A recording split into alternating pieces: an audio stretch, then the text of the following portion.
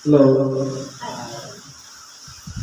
isang mapagpalang gabi sa bawat isa sa atin. Salamat po tayo sa Diyos dahil kahit na ang panahon natin ay masak-masak, sabi niya, umuulan. Pero hindi pa rin tayo at binigyan tayo ng kataon makarating sa buong ito. Ang bibigyan ko po ng buhay yung sa unang sulat sa Apostol Pablo in San Timoteo sa Kapitulo 6, versikulo 11 hanggang 16. Sabi po dito, "Datapwat ikaw o tao ng Diyos, tumakas ka sa mga bagay na ito at sumunod ka sa katwiran, sa kabanalan, sa pananampalataya, sa pag-ibig, sa pagtitiis, sa kaamuhan." Ngayon po, kung ating pong pag-aaralan, ano po ba ang nais ni Apostol Pablo na ipahayag sa atin na dapat natin takasan? Sabi po sa 10, "Kapag ang pag-ibig sa salapi ay ugat ng lahat ng uri ng kasalanan." Ang salapi, yan po ay pangangailangan ng tao. Ito po ang ginagamit natin pagbili ng mga pangangailangan, pagkain, damit, ginagamit natin sa transportasyon, at kung ano-ano pa. Pero yan po siya para gamitin natin kapag meron tayong pagkakagastusan. Pero, ang sabi kasi dito, pag-ibig sa salapi. Kung mapapansin natin, siguro, hindi naman bago sa atin yung mga napapanood natin ngayon sa mga television. Na nauungkat yung mga nakaraan pangyayari sa dating administrasyon na maraming mga kahit nakabilanggo na dahil lang sa 1,000,000 patong sa bawat ulo, mapatay lamang. Pag-ibig sa salapi, nagagawa po nila pumatay muli kahit na sila'y nakabilanggo na. Kahit yung mga matitinong pulis na dahil lamang sa presyo ng bawat ulo, nagagawa nilang pumatay ng mga matitinong tao.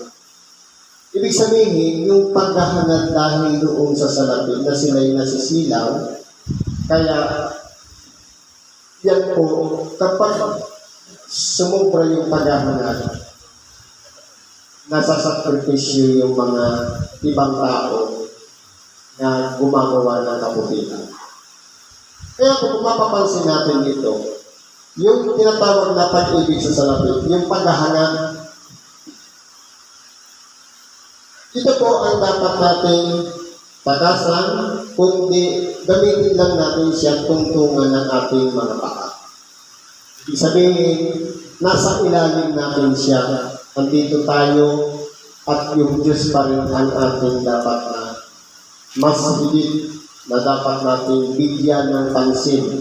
Sabi nga, ito natin doon ang tinatawag na paglilingkod.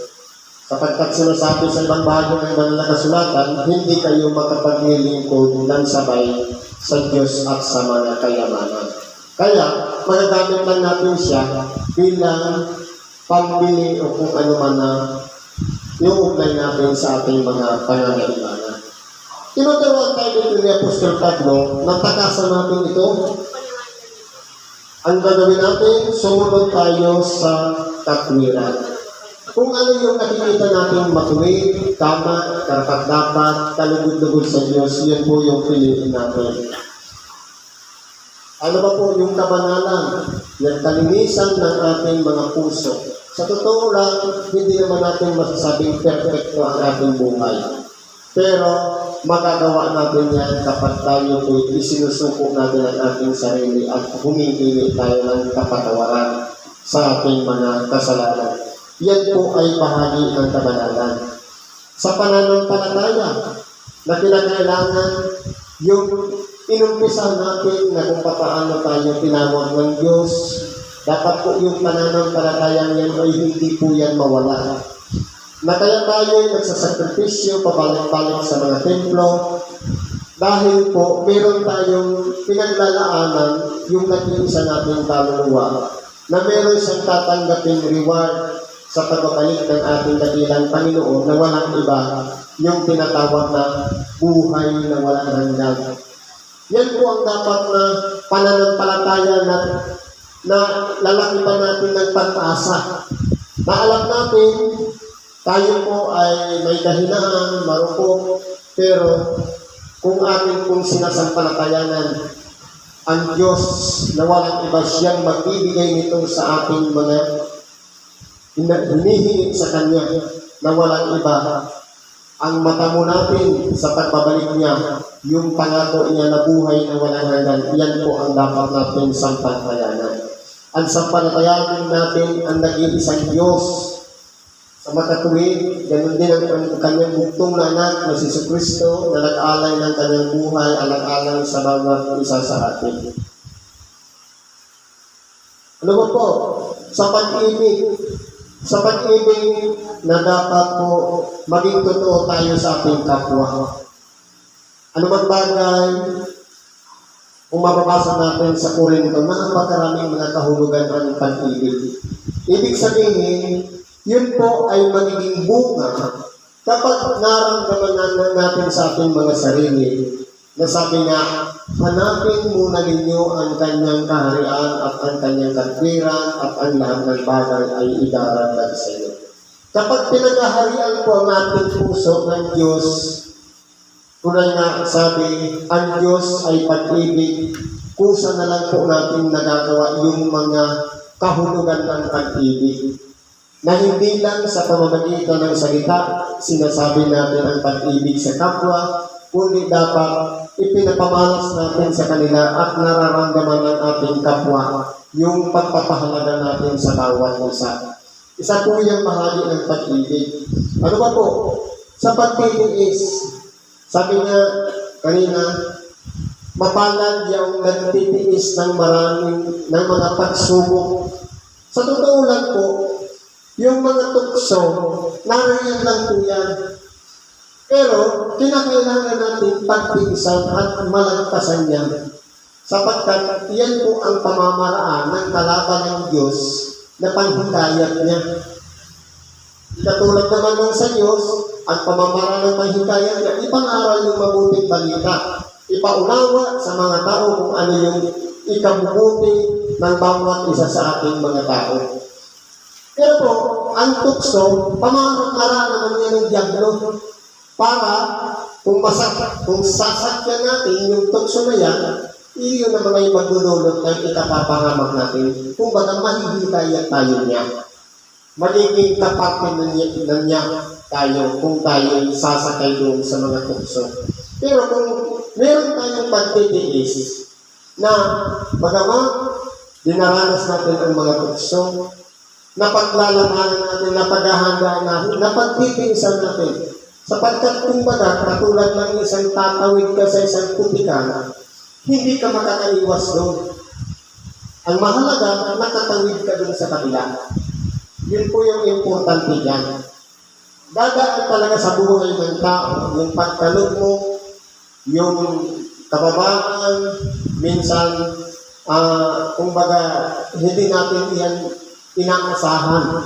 Pero, ang nakatakda, dahil parte na ng pagsubok na dapat natin pagtiisan, dapat magtagumpay tayo katulad ng ating dakilang Panginoon. Na mas mahirap pa na ang kanyang mga dinanas sa mga nakapaligid sa kanya. Pero lahat ng yan, pinagtiisan ng ating dakilang Panginoon. Nagtagumpay po siya. Naman po sabi nito, sa kaamuan, na kahit na tayo man ay kaliwat kanan, tinutuya, sinisiraan ng puri, dinuduhali, dapat po habaan natin ang ating pasensya. Hindi tayo dapat sasagot sa magumagawa sa atin ng masama, kundi ipanalangin natin yung mga tao na umuusig sa atin. Sapagkat pati po sila ng buhay natin. Hindi po natin pwedeng sabihin, kaaway ko na siya o kalaban natin ang ating kapwa.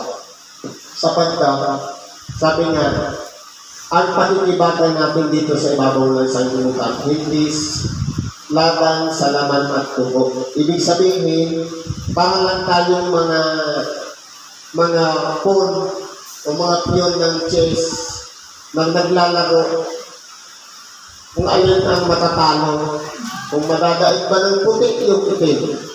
Kung tayo po ay nasa panig ng kabutihan, kinakailangan magtagumpay po tayo sapagkat maaari pong parte lang ng ating buhay yung mga dinaranas natin mga kakaiba sa ating mga buhay na hindi natin inaasahan. Kaya po, maging maamo lang tayo sa kalagayan na kung ano man ang dinaranas natin, magpatuloy lang po tayo.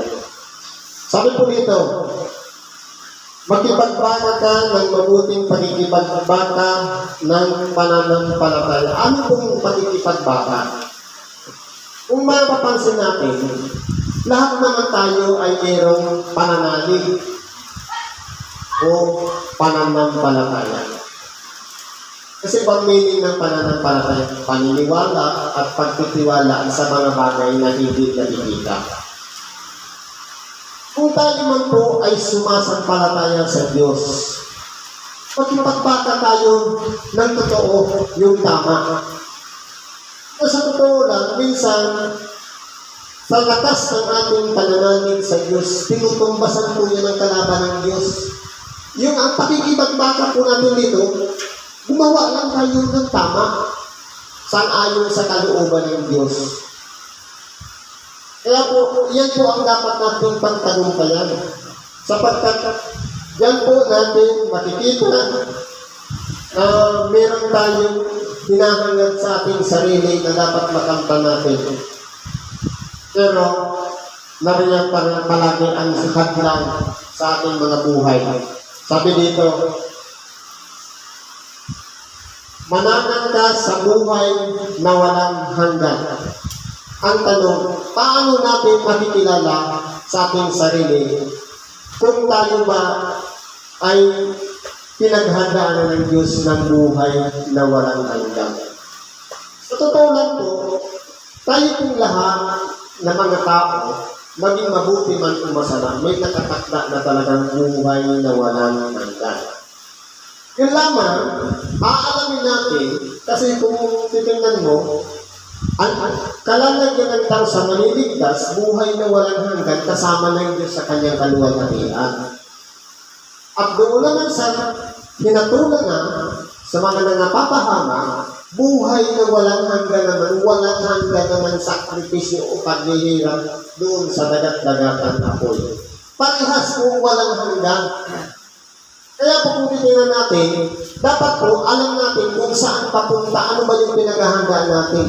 Yung buhay na walang hanggan doon sa piling ng Diyos o buhay na walang hanggan doon sa kapahamakan. Na kung saan, yung pinakauna o ama ng kasinungalingan na lahat ng mga pampalasan, pati mga anghel na sumuway sa Diyos, yung magkakasama yun doon sa paghihirap sa dagat-dagatan apoy. Na sana po, hindi po mangyari sa atin na mapunta tayo doon, kundi doon tayo mapunta sa buhay na walang hanggan na inihanda ng Diyos doon sa kanyang mga tinubos, doon sa kanyang tinuring na mga anak na dapat, sabi nga, kinikilala natin si Kristo, dapat kinikilala niya rin tayo. Dapat hindi lang natin pinapupurihan siya, kundi dapat kilala rin tayo ni Kristo sapagkat ipaparamdam niya sa atin ang presensya ng Espiritu Santo sa ating buhay. Kasi mahirap, pagdating sa huli, sasabihin natin, nangaroon kami, ibang yung kasama namin, nakita ka namin. Pagkatapos nagpagaling din naman ako ng may karamdaman. Kung hindi tayo kilala ni Kristo, anong sasabihin sa atin? Magsilayo kayo sa akin, hindi ko kayo na nakikilala. Kaya, ipakilala natin ang ating sarili sa Diyos sa pamamagitan ng pagsuko. Sapagkat kikilalanin tayo ng Espiritu Santo sa oras na siya'y nananahan sa buhay natin. Kikilalanin niya ano ba ang laman ng ating puso. Ano ba talaga ang hinahangad natin. Kung ang hinahangad natin, gamitin ang ating katawan na ito para papurihan siya, parangalan siya, luwalhatiin siya. Doon po natin mararamdaman na kapakipakinabang pala tayo sa harapan ng Diyos. Na yun po yung pinaka-importante. Para tayo katulad ng isang kagamitan na mula sa isang maruming kalagayan, pinulot lamang pagkatapos nilinisan, pinakinabangan, ginagamit na sinasaklanan ng kapangyarihan ng Espiritu Santo. Kaya hindi po natin pwedeng sabihin magmapuri tayo sa ating sarili. Sapagkat galing lang tayo lahat sa isang kalagayan na sabi nga, walang matuwid, wala kahit isa, kundi lahat nagkasala. Kumbaga, pinulot lang tayo sa maruming kalagayan, nilinisan, pinakinabangan. Dapat po, sa pamamagitan ng katawan natin na to, dapat ginagamit natin ito para papurihan lang ang Diyos. Hindi para sumikat, hindi para magmalaki, kundi lahat ng kapurihan ay ibinabalik natin sa Diyos. Yun po yung mahalaga doon. Kaya po, kung titingnan natin, tayo pong mga tao, may nakatakda talaga na buhay na walang hanggan sa bawat isa. Sabi nito, manangan ka sa buhay na walang hanggan, na dito'y tinawag ka. Kaya po, yung pananatili o panangan, ibig sabihin yung pagiging consistent sa pananampalatayang yan, patungkol dun sa buhay na walang hanggan, dapat po manatili tayo. Kaya nga sinasabing manangan, maging permanente. Sabi nito, at ipahayag mo ang mabuting pagpapahayag sa harapan ng maraming mga saksi. Sa totoo lang, nung tinanggap natin ang, hindi pa ganun tinawag tayo, iba-ibang paraan. May tinawag galing sa karamdaman, may tinawag dahil sa kasama lamang ng may karamdaman, o dahil na nakinig lamang ng Ebanghelyo, binago ang ating sarili. Doon po tayo tinawag. Sa gitna ng maraming mga saksi, nagpahayag tayo. Sabi, hanggang kailan mo patitindigin ang bandilan ni Kristo? Lahat, maraming nakarinig, isa lang ang sagot, hanggang may buhay. Kaya po, kung yun ang ipinapahayag natin, magpakatotoo po tayo sa pahayag natin. Sabi nito, ang mabuting pagpapahayag sa harapan ng maraming mga saksi. Na yung mga nakapaligid sa ating kung paano nila napakinggan na tayo'y nanumpa, na tayo'y maglilingkod habang may buhay.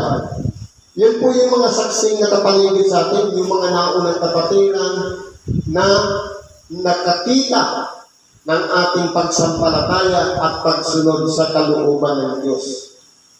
Sabi po rito, pinagbibiling ko sa iyo sa paningin ng Diyos na bumubuhay sa lahat ng mga bagay at ni Kristo Jesus na sa harapan ni Poncio Pilato ay sumaksi ng mabuting pagpapahayag.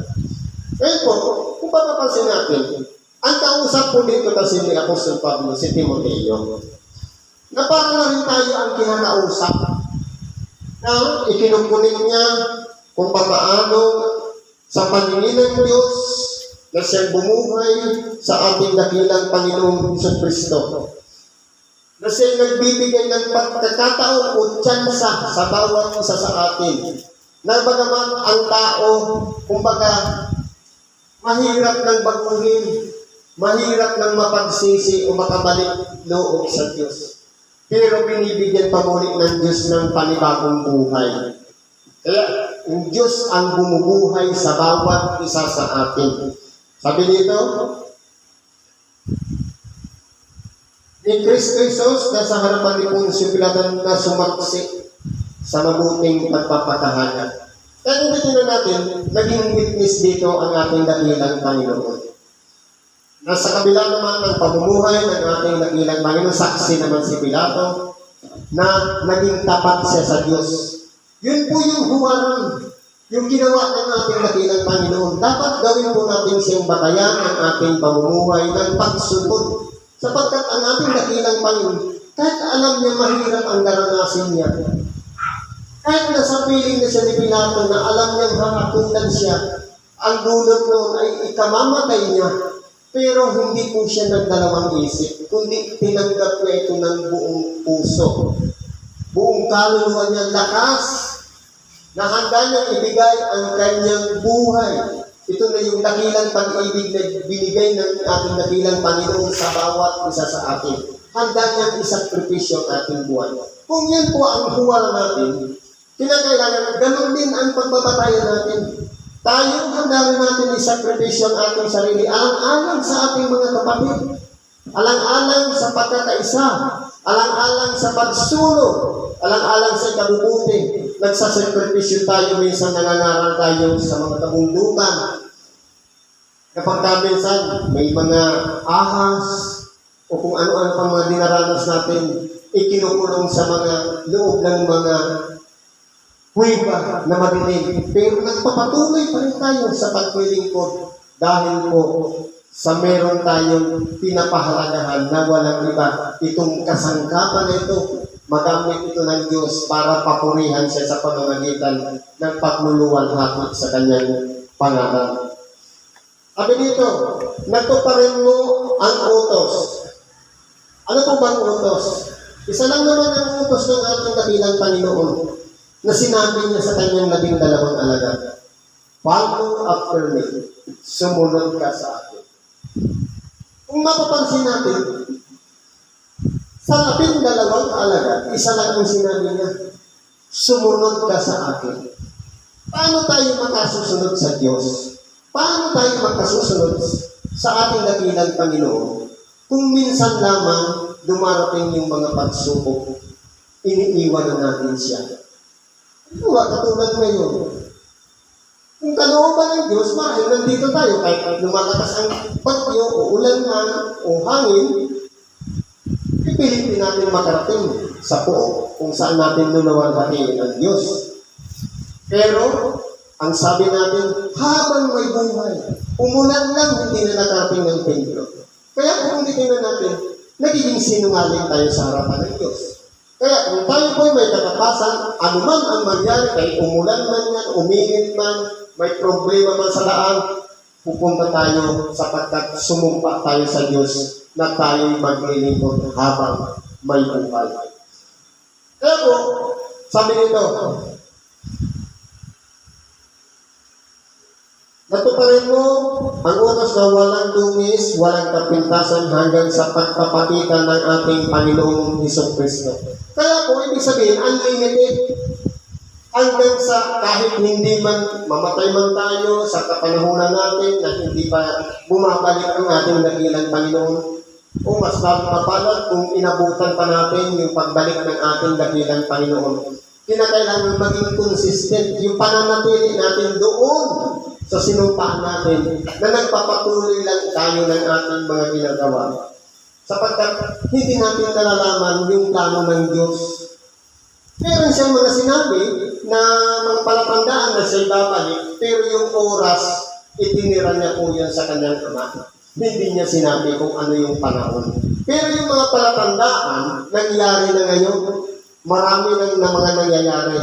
Yung mga gera, yung mga lindol, yung minsan nakita natin nung nakaraang taon, yung Redmond, at kung ano-ano pang mga palatandaan na meron pang mga nagpapalipad ng mga apoy, walang iba yung mga nakikita natin na mga missile. Nandun na lahat. Pero hanggang kailan pa ba yun yung pagbabalik ng ating dakilang Panginoon? Ang mahalaga po doon, hindi natin iisipin yung pagbabalik niya, kundi ano ba yung ginagawa natin sa pang-araw-araw na kasusunod pa ba tayo sa sinasabi ng ating dakilang Panginoon, sumunod ka sa akin.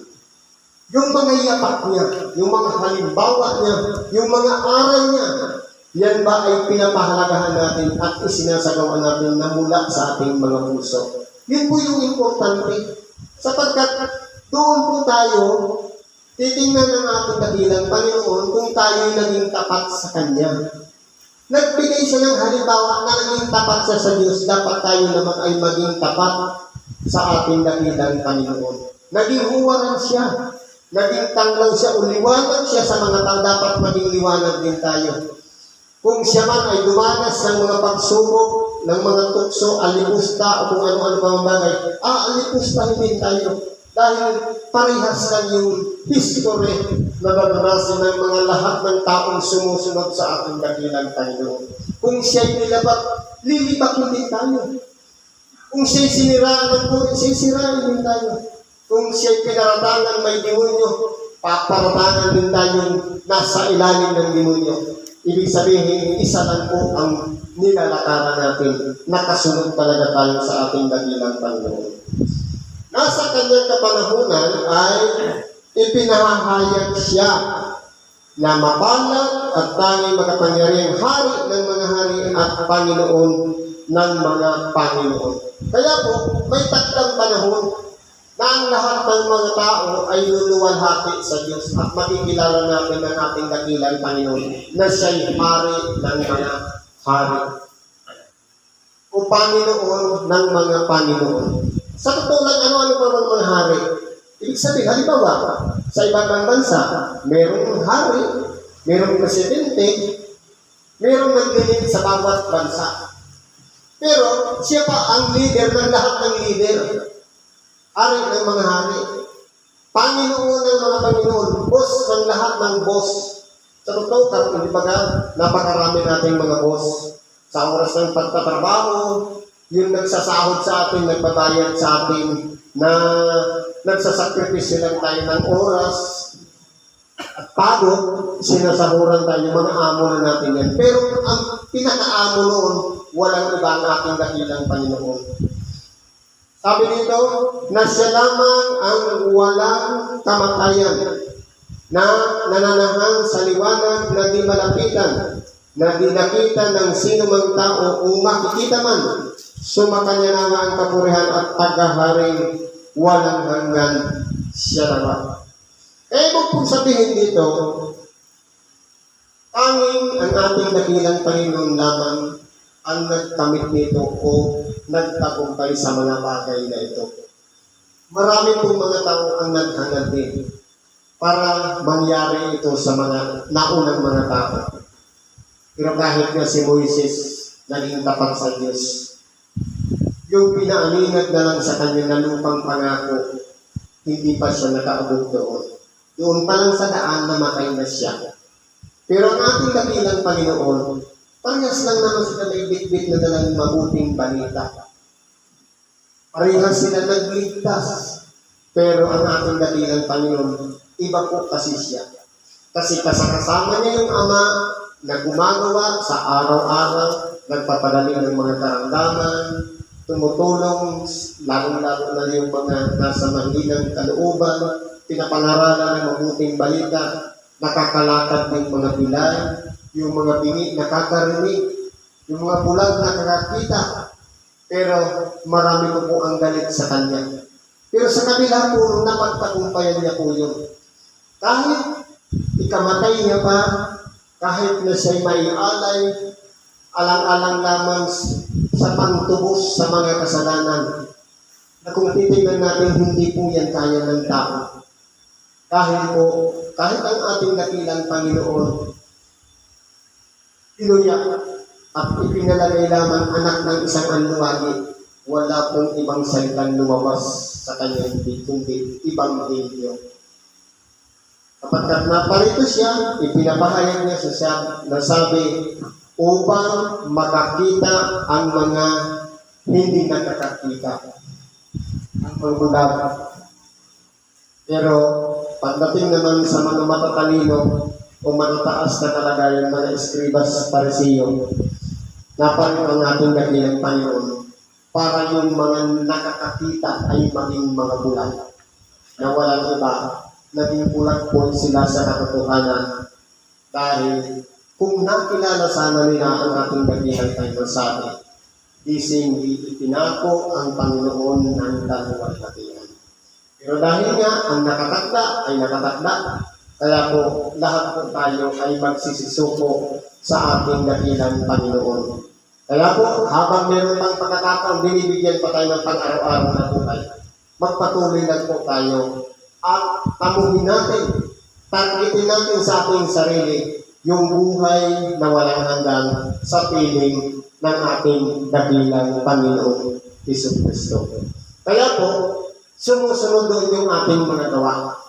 Ngayon, kung ang ating mga gawa ay hindi sumasang-ayon doon sa kalooban ng pagsunod sa ating dakilang Panginoon, papunta naman tayo doon sa kapahamakan na walang iba, buhay na walang hanggan doon sa paghihirap ng apoy at asupre. Kaya mamimili po tayo yung daang makipot na maraming naglilimita o nagpukontrol o doon sa malapad na daan na walang iba, libre tayong gawin ang lahat. Siyempre, doon tayo sa makipot na kung saan maraming bawal, maraming hindi pwedeng gawin. Dahil lahat ng yan ay mahirap man gawin, pero sa dulo niyan, papunta doon sa buhay na walang hanggan sa piling ng ating dakilang Panginoon Jesucristo. Siguro po, ang ganyan lang ang pagkikibati natin sa oras nito. Salamat po sa Diyos. Nandito tayo sa ika-10 pagpapasalamat para sa taong 2024. Magandang gabi po muli sa ating lahat.